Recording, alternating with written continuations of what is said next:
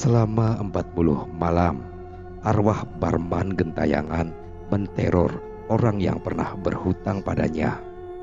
Satu persatu didatanginya di tengah malam.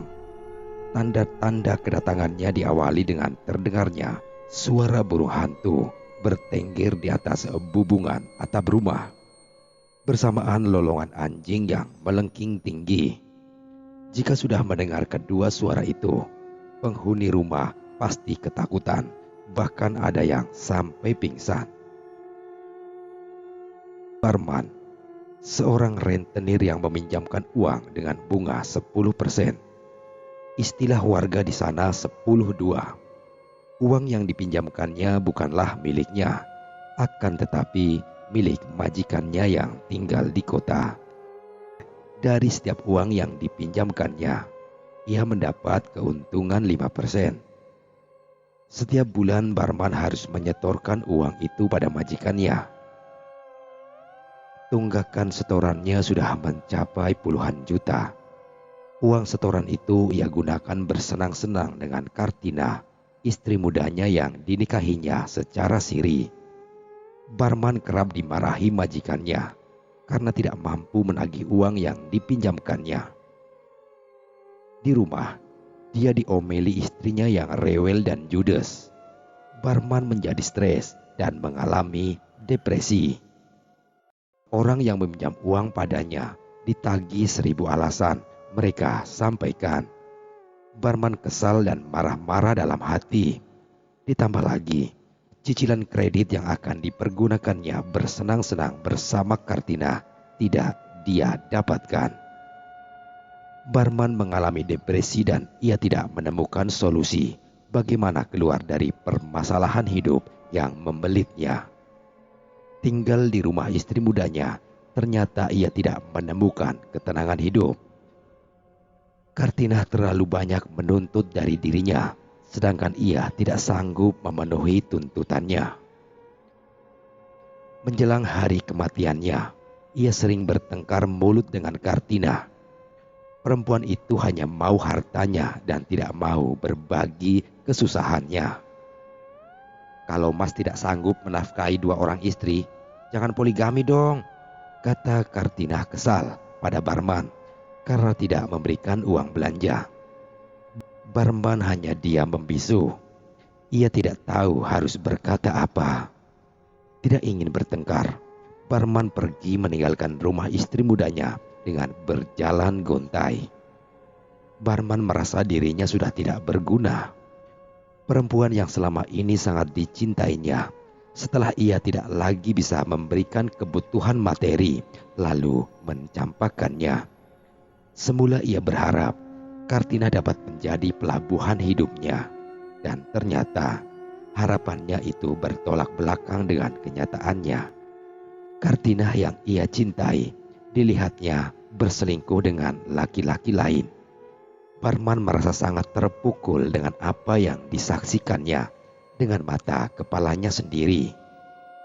Dalam keadaan depresi, Barman tidak menemukan sosok istri yang dapat menjadi tempat untuk berbagi masalah. Barman harus memikul sendiri beban kehidupan yang membelit kehidupannya. Dia berharap orang-orang yang tercinta berada di sisinya, bisa memahami dirinya dan bersama-sama memikul di pundaknya. Pulang ke rumah istri tua, Barman tidak menemukan surga di rumah itu, tapi sebaliknya yang dia temukan adalah neraka. Surti menyambutnya dengan kata-kata sindiran yang sangat melukai perasaan hatinya. "Akhirnya Mas kembali ke rumah istri tua. Dulu Mas bilang, aku ini istri cerewet, tidak pandai merawat kecantikan. Mas bilang sudah tidak cinta lagi padaku," sindir Surti. Barman hanya diam membisu. Ia pun masuk ke dalam kamar tidurnya, mengurung diri. Malam itu mereka tidur pisah ranjang. Anak-anaknya tidak mengacuhkan kepulangan dirinya. Mereka sangat membencinya karena telah menyia-nyiakan ibu mereka dan menelantarkan kehidupan mereka. Sejak menikah siri dengan janda kembang Kartina, Barman tidak pernah pulang ke rumah istri tuanya. Seminggu menjelang bunuh diri, Barman mengutarakan perasaan hatinya kepada teman-teman dekatnya. Kalau aku mati jadi hantu, aku akan datangi orang yang tidak mau membayar tunggakan utang piutangnya. Kapan kau mati? Apa kau mau bunuh diri? Tanya Karto setengah bercanda. Barman hanya diam membisu. Kalau kamu mati, Man, arwahmu akan gentayangan. Tidak diterima langit dan di bumi, ujar Kasidi. Dengan begitu, aku kan bisa menteror orang yang tidak mau mencicil utang piutangnya, jawab Barman. Kalau gitu, bunuh diri aja kau, ujar Barman. Barman hanya diam membisu. Teman-temannya menduga Barman hanya bercanda seperti hari-hari biasanya. Rupanya Barman serius ingin bunuh diri. Menurut cerita istri tuanya, menjelang subuh saat ia hendak pipis di kamar mandi, Barman dilihatnya tergantung pada seutas tali yang terikat pada kayu rumah. Surti menjerit histeris membangunkan keluarga dan tetangganya. Barman mereka temukan sudah tidak bernyawa dengan lidah terjulur. Kedua biji matanya terbelalak seperti hendak keluar dan celana dalamnya dibasahi cairan sperma. Jasad Barman yang sudah kaku tidak bernyawa diturunkan dari gantungan, kemudian disemayamkan di ruang tamu dan disolatkan saat itu juga untuk menghindari fitnah. Setelah itu jenazah dikuburkan dan pelayat pun pulang ke rumah masing-masing. Teman-temannya yang duduk di warung kopi bersamanya beberapa hari lalu tidak menduga Barman akan mengakhiri hidupnya dengan jalan bunuh diri. Mereka menduga Barman hanya bercanda. Cerita arwah Barman akan mendatangi orang-orang yang tidak membayar hutang piutangnya. Ada yang percaya dan ada yang tidak. Orang mati mana ada yang bangkit dari dalam kuburnya. Kalaupun ada, dalam cerita film atau sinetron saja, kata mereka.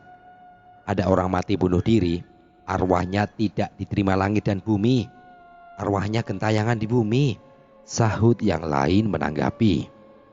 Sudah menjadi kepercayaan tumbuh di tengah-tengah masyarakat. Orang yang mati bunuh diri, arwahnya gentayangan menjadi hantu. Malam pertama jasad Barman dikubur. Anak-anak, remaja putri, ibu-ibu rumah tangga, dan laki-laki penakut tidak berani keluar rumah. Pada pagi harinya beredar berita, tadi malam rumah Pak Boydi didatangi arwah Barman. Pak Boydi memang punya hutang 10 juta rupiah. Sudah 2 tahun belum dapat dilunasinya. Cerita yang berkembang dari mulut ke mulut. Tengah malam tadi, Jumina, istri Boydi, terjaga dari tidur lelapnya begitu mendengar suara lolongan anjing dan suara burung hantu bertengger di atas rumah.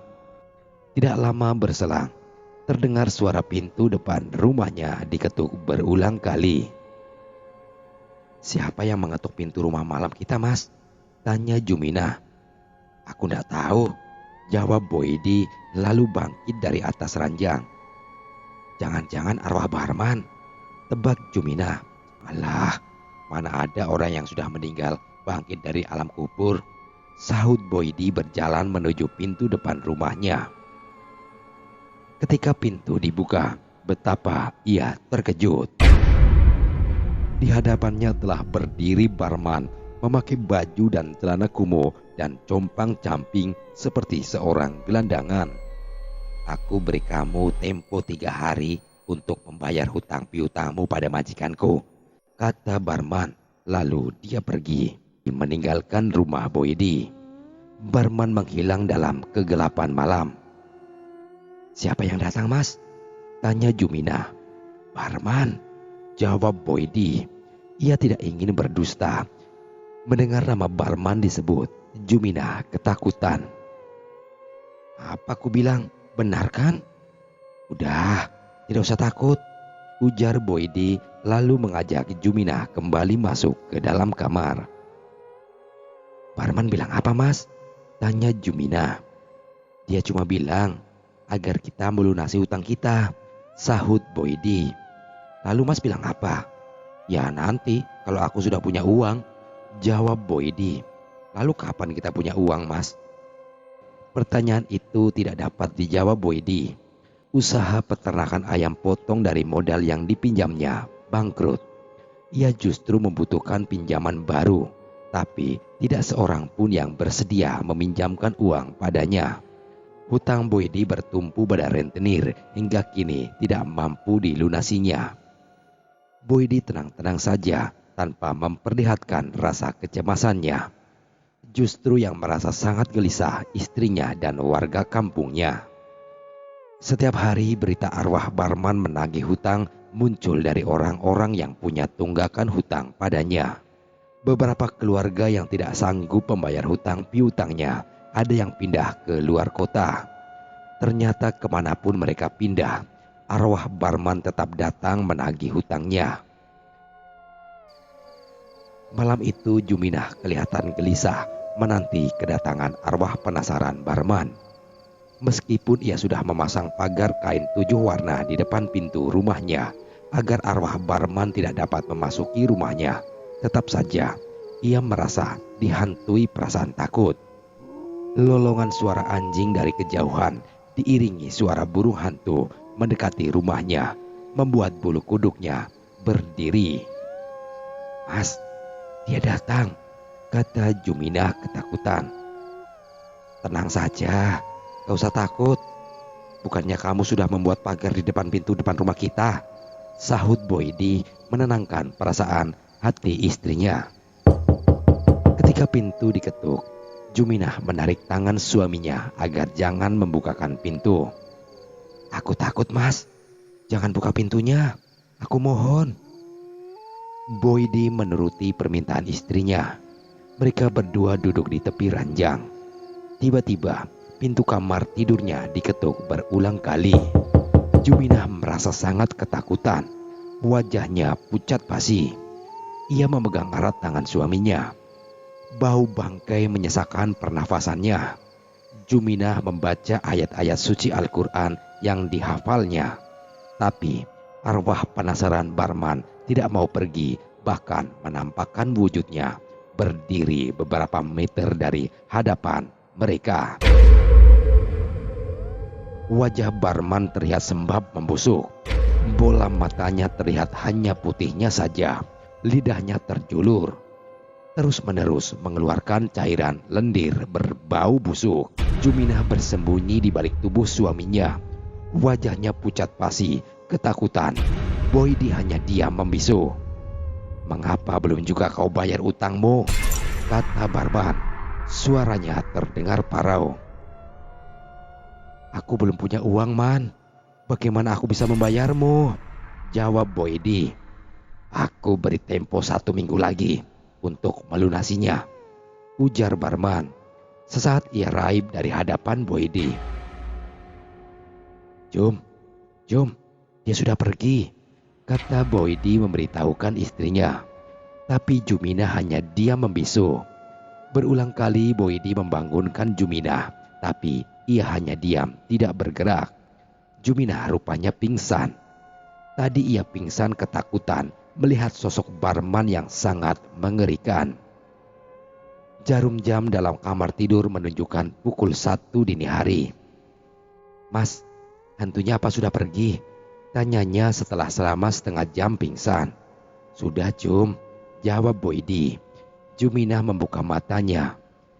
Dalam kamarnya, ia tidak melihat sosok Barman. Tubuhnya terasa lemah tidak berdaya. Mas, besok hutang piutang kita pada Barman kita lunasi, ujar Juminah.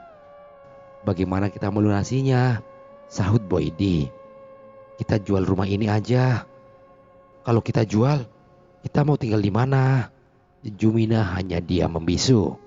Harga rumahnya masih kurang untuk melunasi hutang piutangnya. Kalau kita tidak melunasi hutang piutang kita, arwah Barman akan datang meneror kita.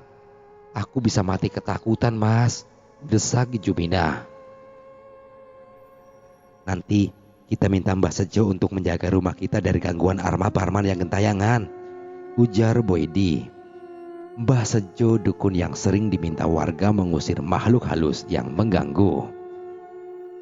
Beberapa warga yang punya tunggakan hutang pada Barman segera melunasi hutang piutangnya dengan berbagai cara. Ada yang meminjam dengan sanak keluarga, menjual tanah warisan, menjual rumah, menggadaikan tanah, dan meminjam di bank. Hanya beberapa orang saja yang belum melunasi hutang piutangnya, termasuk Boydi. Sejak kehadiran arwah Barman menagih hutang tengah malam, suasana di kampung menjadi sunyi dan mencekam. Masyarakat tidak berani keluar rumah pada malam hari. Selepas maghrib warung kopi tutup. Kampung menjadi seperti kuburan, sunyi, sepi, mencekam.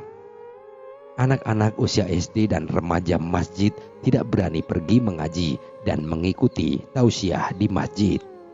Cerita arwah Barman gentayangan bukan hanya menteror orang yang tidak berlunasi hutangnya, tapi isunya melebar ke tempat lain, bagaikan bola liar tanpa dapat dikendalikan.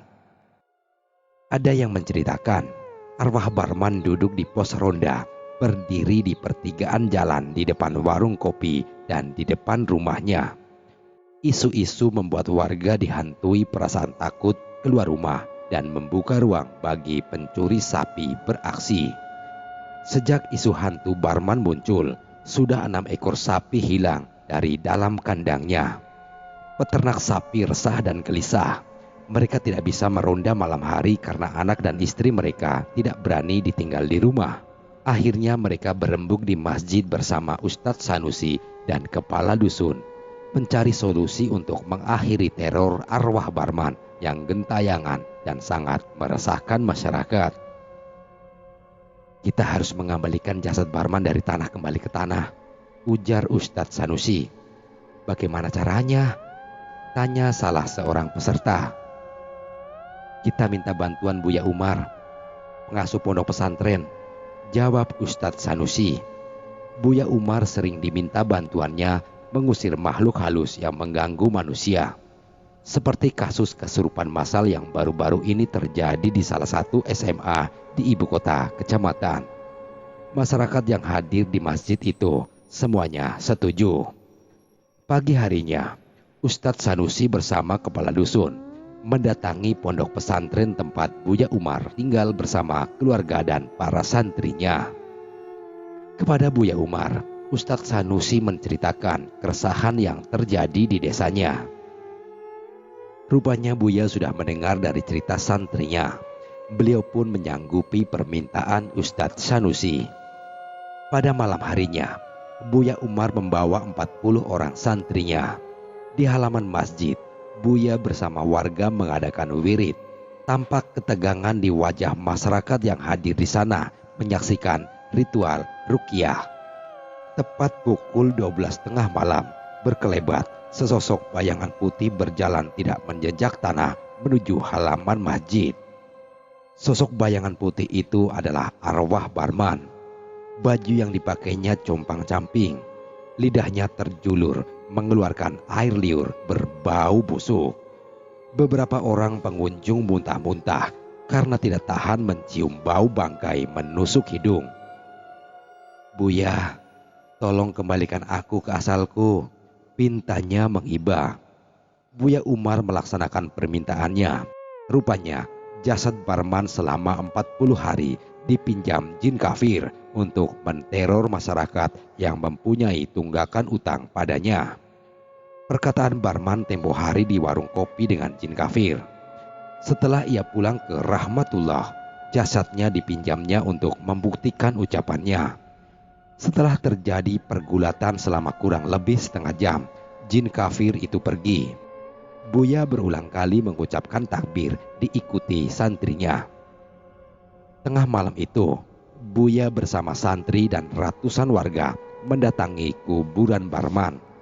Tampak kuburan itu terbuka dan Barman berbaring terlentang menghadap ke langit. Buya sendiri membetulkan letak wajahnya agar menghadap kiblat. Kemudian kuburan itu kembali ditimbun tanah.